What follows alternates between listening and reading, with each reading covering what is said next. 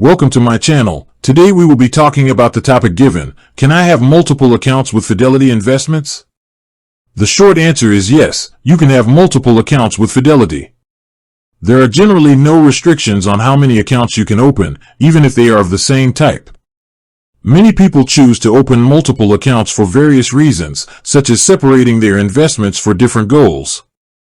For example, you might have a traditional brokerage account for general investing, a Roth IRA for retirement savings, and a separate account specifically for a long-term goal like a down payment on a house. This can help you stay organized and keep track of your progress toward each financial objective.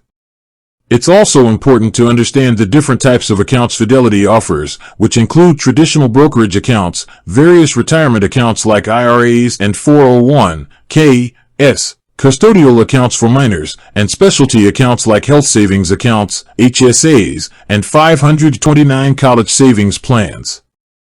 Each account type has unique features and tax implications, so it's a good idea to choose the right one for your needs. With that being said, thank you for watching. For more finance videos, kindly check my page. Please like, share, comment, and subscribe to my channel. Thank you.